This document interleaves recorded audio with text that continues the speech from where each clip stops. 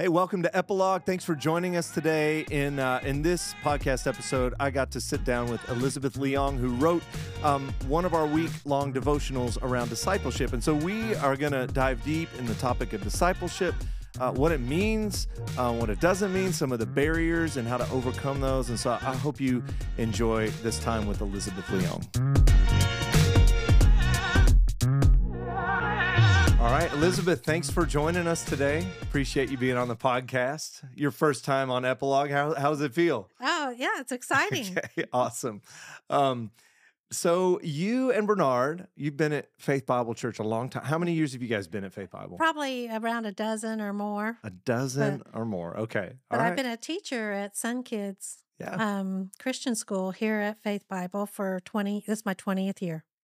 Okay, I didn't realize you've been teaching at Sun Kids longer than you've been at Faith Bible. Mm-hmm. That's awesome. Yeah. Sun Kids, if you're watching, you don't know what Sun Kids is, we have an awesome school in our building during the week. And so I don't know if you want to talk more about Sun Kids. Yeah, it's a great program from toddlers through kindergarten. Mm-hmm. And we have around 150 to 175 kids and 10 different classes. And we meet Monday through Friday, except for Tuesdays. We don't meet. But it's just a great program. And I've taught your children. You've taught my girls, just all of you. So many of the kids are pastors or staff members. So it's really fun. That's cool. To watch them grow and develop, and then to see them when they're teenagers and they still remember music class and chapel. It's great. Oh, yeah. And my kids, they loved it. They still think about Sun Kids. It was really hard for them to, when they went from Sun Kids, to, their next grade in public school, it was they were like, we have to sit at a desk all day. Anyway, so it's... The transition is hard for a lot of our friends, yeah. But it's a great program and very gospel-centered and Christian-based. And so thanks for what you do with that. Y'all are doing teacher training this week, right? We're doing teacher training this week. We started last week. Okay. And then we do almost 2 full weeks and meet the teachers on Thursday. Yeah.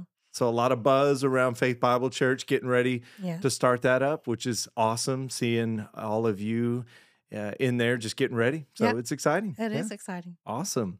We're having you on here today because you wrote devotionals for our You Are series, and thanks for doing that, by the way. I've really enjoyed those, doing them last week, and just enjoyed, you taking us deeper in discipleship. So, well, thank you.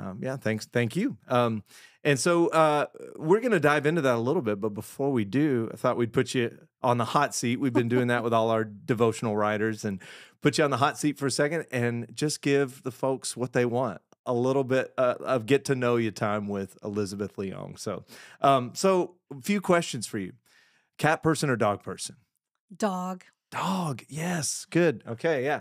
I think most everybody's been a dog person, which is good that we're winning. So I tolerate cats, but I don't have one. I don't tolerate cats. So, okay. Morning person or night owl? Morning. Morning person. Okay.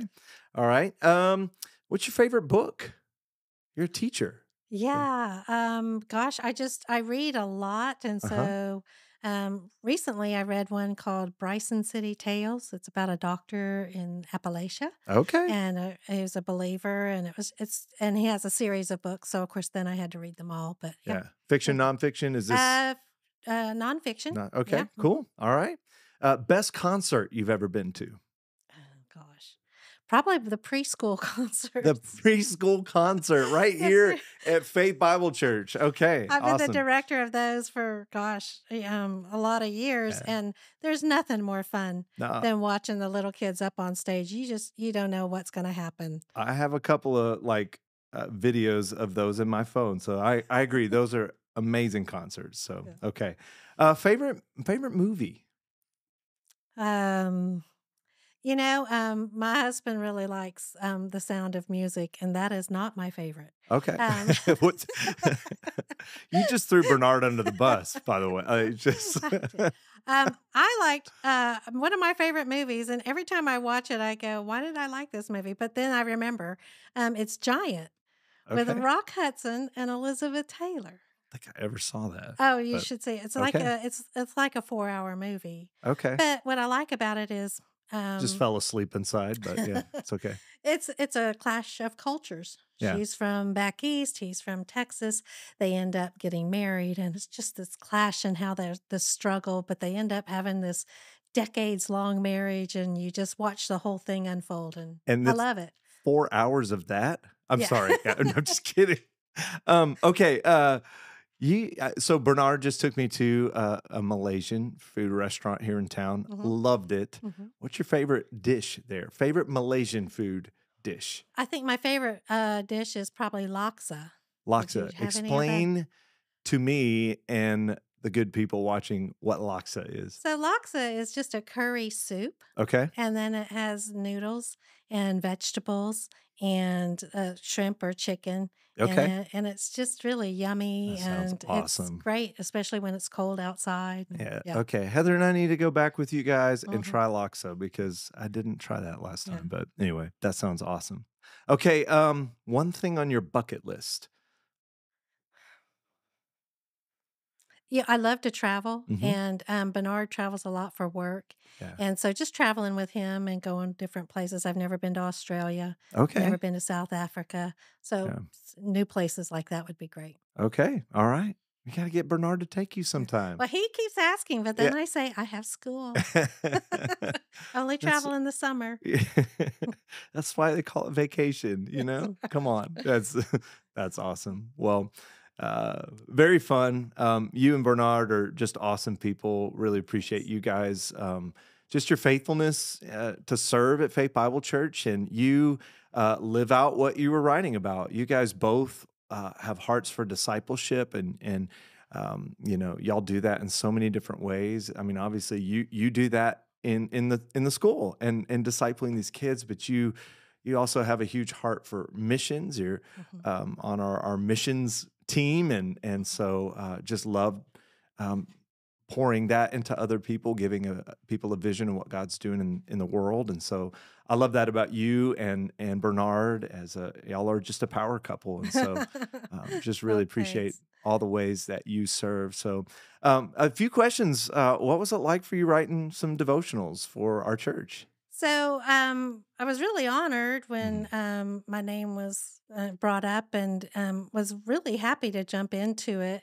I write, stuff, I wouldn't call it devotionals, but I have Yeah, a couple of groups that write things to, and like I have a yeah, Bible memorization group, and so it's every cool. week I write something, but that's just like on a chat message or a group Yeah, me. So to sit down and have to really think through in 5 days in a yeah, row, it was a challenge, yeah, but, really, the Holy Spirit really helps me when I write, and yeah, I just asked him, I said, "What are you trying to say? Help me say it clearly." yeah, yeah. And it all came together. Yeah. Well, it was cool because a lot of that, you were sharing personal stories, and Mhm. so it just kind of comes out of the way you live your life. And Yeah. so that's what I loved about diving in. Is I was like, oh, this is just how Elizabeth lives her life, and so just want to encourage you in that.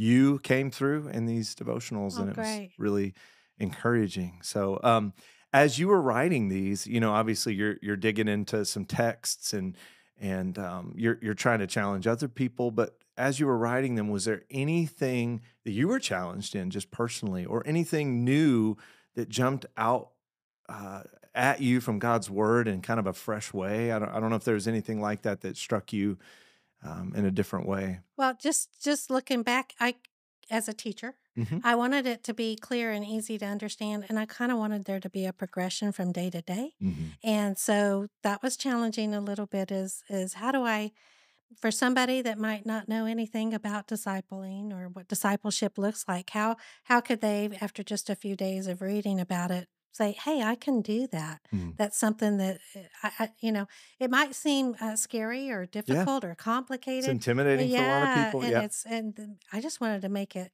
understandable, yeah. and that's what teachers do. They take something that's rather abstract and try to make it concrete. Hmm. And so I hoped that that was what I was going to be able to do through Yeah, the devotionals and make it not scary and make it yeah, attainable yeah. and something that they could apply to their own lives. Yeah. Yeah. I mean, that's A lot of what you said. I love like Chad's sermon this Mm. past Sunday was Mm. just like, hey, let's just kind of, hey, come with me as I follow Jesus, That's like right. follow me as I follow Exactly. Christ, Yeah. and it's not any more complicated than that. I mean, That's right. it's I think we can make it complicated mhm. and it can seem quite daunting, Yeah, but it's really not yeah, complicated. yeah, Yeah. agreed. But okay, so you told a story about when you were 13 years Hmm. old as a new believer in Hmm. Christ. You heard about this concept of what it means to be a disciple, even more than that, a disciple maker. Hmm. And you mentioned that somebody gave you, I think it was your aunt Yeah. gave you a Hmm. book. What Yeah. was the book? So that 13 years old, that was a Yeah, long time yeah, ago. So I actually, when I was writing the devotion, I thought I probably should find this book. yeah, I no longer possess a copy of it, but I remembered what the cover looked yeah. like.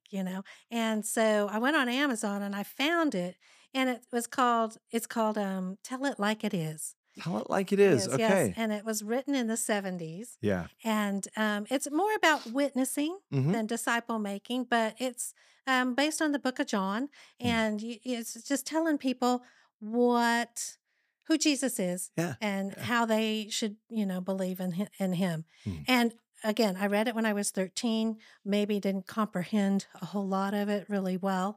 I Sure. tried to apply some of it, but it didn't go well Yeah. because you're 13 and you're just telling people, well, hey, Yeah. Jesus, the way, the But truth and the you light. And so I had to kind of backtrack a little bit and go, yeah, okay, well, wait, what I need to really understand what yeah, it means to share Jesus with others. Yeah. yeah. That's cool. I mean, as a 13-year-old though, just really trying to live out Yeah. and respond to the Great Commission is pretty All awesome. Go right. and make disciples and That's and that just aunt that aunt was my mother's older sister, and she lived her life mhm. like that. And she loved everyone, and everyone thought that they were her favorite, Yeah. and she was just because that's how she made people feel. Yep. And you just when you were part of her circle, she just did life with Yeah. you. Yeah. Yeah. Just she practiced out, we were gosh, I wanted to impart to you not just the gospel, but my life. That's right. So, yeah, I remember I don't know that book, but I remember in college as a college student reading, I can't remember, my mind's blanking on the author, but The Master Plan of Evangelism and Discipleship. That was like a Christian classic on discipleship, great book on discipleship, but just about the Great Commission and Yeah. living it out. And so, um, well, I loved the emphasis that you placed on disciple making, right? Like I think, like it's even part of your definition of what it means to be a disciple, and I think that's you had a quote. It says, "Learning to be more like Jesus and teaching others to do likewise," and I think what I appreciated about that is I think sometimes in the Christian life, we think of discipleship as just like me and Jesus, right? Hmm. And I mean, that's part of it. Obviously, we need to grow in our relationship with Christ. But um, when you talk about disciple making being part of the definition, how does that challenge this idea of no, it's just about me and Jesus? Like, talk about that a little bit. Well, it's definitely you and Jesus to start. Yeah. You definitely have to have a relationship with the Lord. Mm-hmm. And then but once that relationship grows and starts to see some maturity and fruit, then it needs an outlet, Mm-hmm. right? And Yeah. you have to share what the Lord is showing you with others. And it can look different for different people. For me, it's just doing life with people, Mm. being in conversation with somebody and saying, "Oh, yeah, that sounds really hard. Yeah. Have you prayed about that?" Or have let's bring it to the Lord together or something like that. Mm. Um, so yeah, it's learning more about Jesus. So my relationship with the Lord has to be ongoing. It has to be something that I work on and that I nurture. Mm. And then I encourage others to do the same, especially the family of believers. Sometimes I have friends or colleagues that are struggling in some area, and I say, well, let me come alongside you. Mm. And it's not that I have all the answers. It's not that I don't make mistakes. Sometimes I have to go, oops, got that Yeah. wrong, Right. and I have to backtrack and change my way of thinking or transform my mind or change my thought patterns. But just doing it alongside somebody Mm. else and modeling. As a teacher, we model the behavior we want our children Yeah. to Yeah. emulate. So I try to model that for others, Yeah.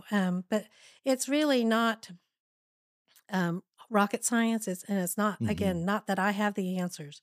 No. I am not necessarily the teacher and the student. It's not that kind of a relationship with most of the people Mm. I'm in discipleship with. It's just friends and loved ones, and we just Yeah. do life together. Yeah. I mean, it's kind of the same thing with, I mean, you talk about a teacher wanting to model for Hmm. her students or a parent wanting to model for his kids. And, like what parent feels equipped to do that? Like, especially initially, I'm like, there's no like guide. In fact, it's like I could read this book and it says do this, and then I could read this book and it says don't do that. It's just like even as parents, it's hard to know how to do it. And That's right. and I think it's the same as when we're entering into discipleship and particularly disciple making. It's like no, like you don't have to have it all together or perfectly have it down to know, enter into it and It's do it. okay to So be vulnerable yeah, and say, I don't know the answer to that, right, yeah, but I know where to look. yeah. Right. I mean, you mentioned Simon and Andrew, right? Hmm. And so here they are. They you said it's not that they just had great times with Jesus following him around. That Jesus was challenging them to go out. Yeah. And you think they had it all together? I mean, like no. I mean, you look at the lives of the disciples, and they're like even hanging out with Jesus face to face. They're still not getting it, and Yeah. you know, and- But then, as you preached a couple weeks ago and you told the story about Peter Mhm. raising Dorcas or Yeah, Tabitha, yeah, and I love to tell this story to the kids in chapel where we yeah. talk about Jesus raising the little girl Mhm. from the Yeah, dead. yeah. Peter was one of the ones in the He's room. with her. Yeah, Yeah, he's and with he Jesus. Yeah. he saw what Jesus modeled, and he did exactly the same thing. He Yep. put the weeping people out, Mhm. and then he said the words. And Yeah. so, There's a lot of so similarities there. It's like, yeah, yeah. that's So Peter got it in the uh-huh, end. He saw what was modeled and uh-huh. he implemented it. So, But it took him a while to get it. but But, it's and we're all right. exactly, yeah. Yeah. Um, and, so going back to you talked about, this I think this is directly from your devo. You said that it's a journey of simplicity, guided by the word and the spirit, and a reassuring confident and it's a reassuring and confidence building truth. And so that journey of simplicity is what I want to kind of center on. And because I think a lot of people still, like we said, feel intimidated by it. And it's like, no, no, no, you're overcomplicating it. Like Mhm. it doesn't have to be that complicated. But why do you think people are intimidated? What are the barriers to discipleship? Um, I think sometimes it's just human nature to mhm. complicate things. Jesus, so many times when he would speak to people, he was like, "You guys are getting it kind of wrong because Yeah. you're adding rules and understandings that are not actually there. That's not what the Father meant when he gave you these Mhm. instructions, right? Love God and love others. Yeah. Simple, Yeah. right? It's pretty It's simple. Yeah. pretty simple. And so, but that's just our human nature to overcomplicate Mhm. things.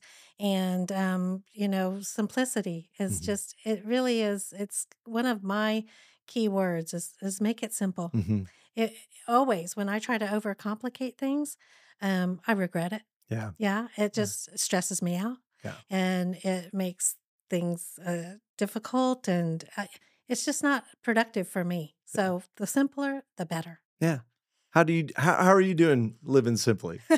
I mean, it's an honest question because I Yeah. struggle with that. I mean, I overcomplicate everything. So, Yeah, yeah. so I just have to okay, so for example, part of our discipleship relationships we have is my husband loves to have people over. He Mm. loves to have people come and eat. And if he'll meet somebody at church, we need to have them over. We need to, Oh, if it were his way, we would have somebody different every day. yeah. But that's too complicated for me.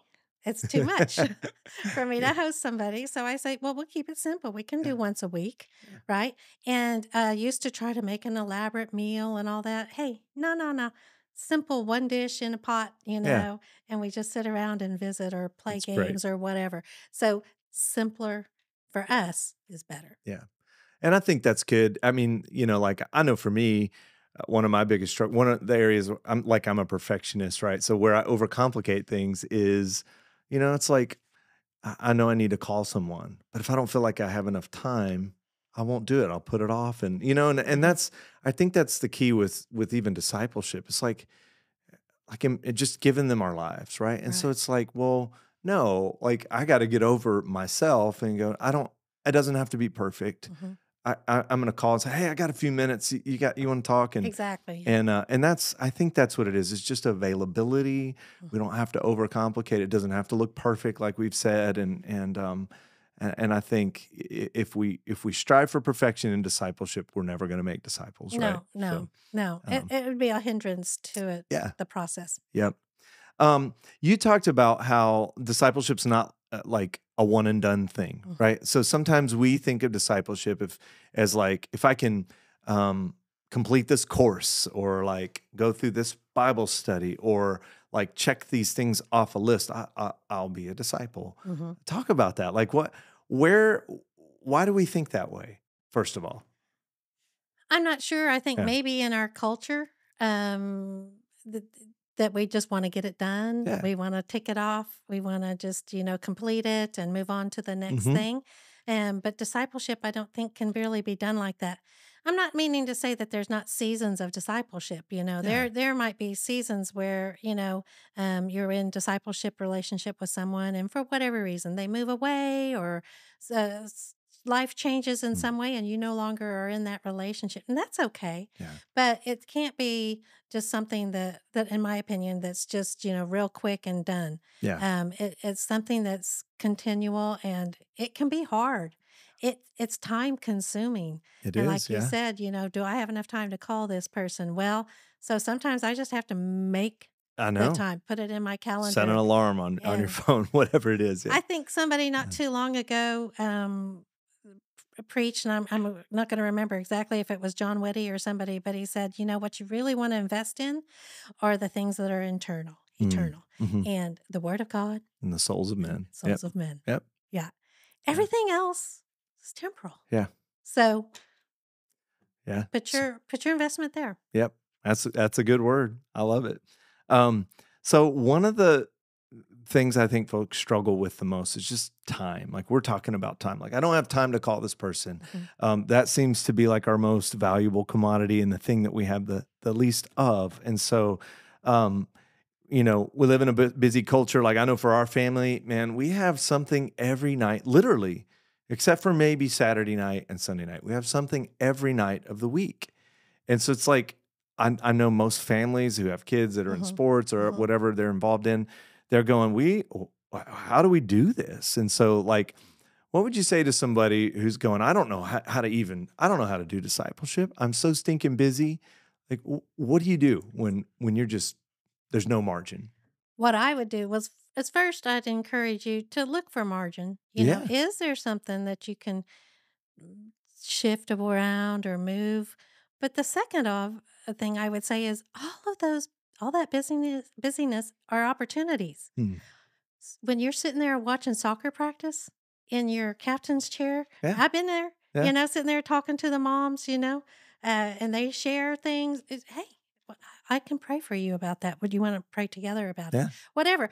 There's so many opportunities. Anytime you bump up against somebody else, another Hmm. human being, it's a discipleship opportunity. Yeah. So purpose your heart and Mm, open your mind and look for the opportunities, yeah. and then they'll come to you. I think that's awesome because it's all about living intentionally. And so as you go, Mhm. right, you're saying, "Hey, follow me as I follow Christ," and you can do that in your busyness, and you That's can do right. that even at work, right? Like you're a light for Christ in the workplace, and Mhm. so it's like wherever God has placed you, that is your sphere of influence. That is That's your right. opportunity to disciple, and Mhm. so. I think sometimes we tend to like separate discipleship from life, and it's like no, actually, like it's, it is It life, is right? life. That's that's right. that's what life's meant to look like, and That's it's right. and I think it's actually a lot of those that program driven concept that we have around discipleship, Mhm. like process, program, like checklists, like that makes us create this dichotomy that's Agreed. not real. And Yeah. so everything we're talking about right now is like, no, no, no. It's simple. It's Like very it's simple. life on life. Mhm. Um, just being intentional. And sometimes connecting with people, um, it works, and you were able to enter into a relationship with them that looks like discipleship. And other times they say, "No, thank you," Hmm. and that's okay. Yeah. That's okay. You just continue on. You just live your life. But I tell you, more times than not, just shining my light, just being who I was created to be. It, like insects get drawn, Hmm. attracted to a light. People come and go, there's something different. I want to know Yeah. more. Tell me more. How do I get that? And it's just then it's very easy to enter into a relationship and hey, well join this little group I have, or would you like to be part of this study that I'm doing? Mm. And then Yeah. that's how you start. Yeah. Yep. Um, so okay, let's talk about one thing for a second, because I think we're in a Bible church. All right.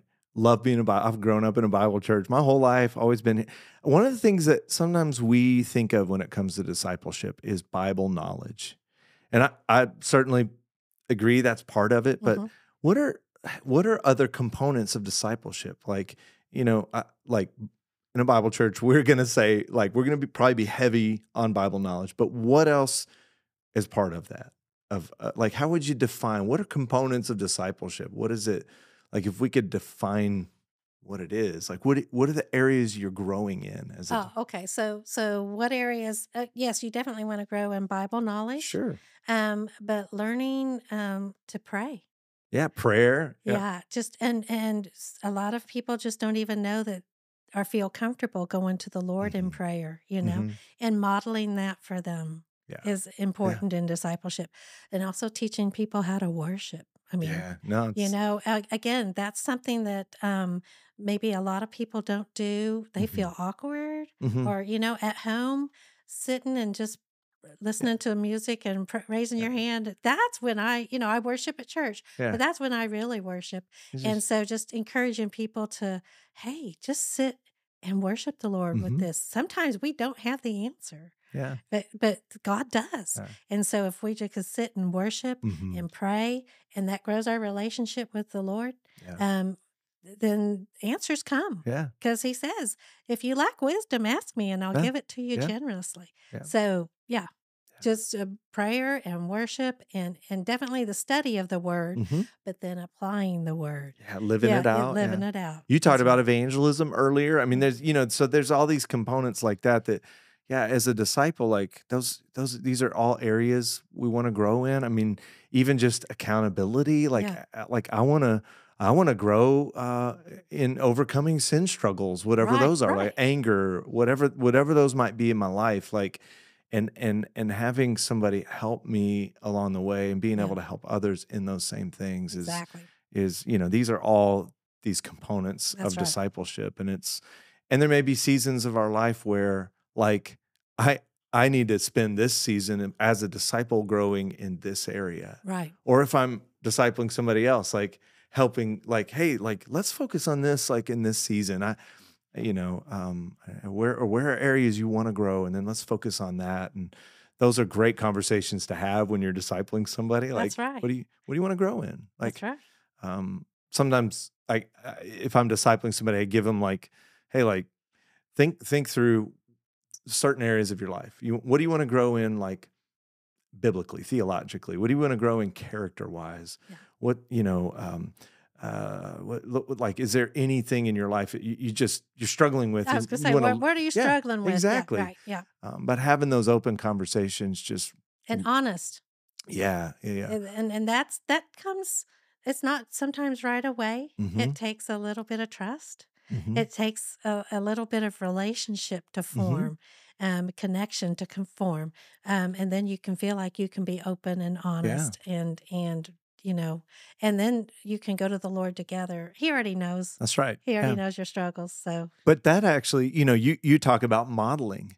Like if you want somebody else to be open and honest with you, you got to be be open and honest. vulnerable with them and you model that. And so I Right. think that's super, super important. Okay, so we're talking a lot around discipleship. Your devotionals that you wrote, I would imagine there's probably a lot of people who read that last week and were following along each day and then got to the end of it and going, I'm in. Like, sign me up. Like, I want to be part of this. I see the importance of not just following Jesus, but part of following Jesus being discipling others, helping others Mm. follow him. And so somebody's reading that and they go, yes, I'm in. Where do I start? Well, Faith Bible Church is a great place to start Mhm. in a discipleship relationship. There are so many avenues. You just kind of have to pick Yeah, what yeah, do you want to be in a small group? That's a great environment yeah, for discipleship. Um, Something like Apples of Gold, which I've done for yeah. years, where the older women um, disciple younger women. And that is a 6-week course. But that's a beginning of a relationship. So Yeah. you meet these young women, young moms, young wives, and organically, relationships can grow from there Mhm. and discipleship can happen there. Yeah. Regen, Yeah. re-engage. There's mom to mom. Mhm. Just, Even there's just, kids ministry, students ministry, just getting to work with younger people and pour yes, your life into exactly. them. Yeah. Um, There's so many, just all you have to really do is close your eyes and pick, and you yes, it's so true. Yeah. and you'll have an Uh-huh. opportunity. And if you are struggling, come to somebody, come to a pastor, Yeah. and just say, "Hey, here are where I feel my gifts and talents Mhm. lie. Point me in the right direction. Tell Yeah. me who to talk to." Yeah. And Yeah, I we think, love helping people with that. I mean, yeah, I know you do too. I mean, like it's just, and you're right. Like, it is so easy if you want to figure this out, if you want to be discipled or disciple someone or someone else, like we can help you do that. If you're watching, you're wondering, we can help you do that. And so, yeah, men's ministry, there's so many intentional opportunities that's right. there, whether that's in a group setting or one-on-one. Same with women's ministry, same with all these That's right. ministries. Yeah. So that's one of our biggest values is community. We believe Hmm. discipleship happens in community, not in isolation. No, You know this. I that's mean, right. That's right. so yeah. If you're watching today and you were following along last week in the devotionals, which Elizabeth wrote, like, and you're going, yeah, it's time. It's time I take this step. We'd love to help you with that. Feel free to check out like our website, figure out where you can get plugged in and begin this journey of discipleship or disciple making. And we'd love to help you take that next step. So, Elizabeth, thank you for being here today. Thanks for Thank writing you. these devos. Oh, They were encouragement to me, and I know to so many others who are following along. oh, So, thank you. Thanks, Jamie. yeah, really Loved it. appreciate you. Yeah. And thanks for joining us, and we'll see you next time.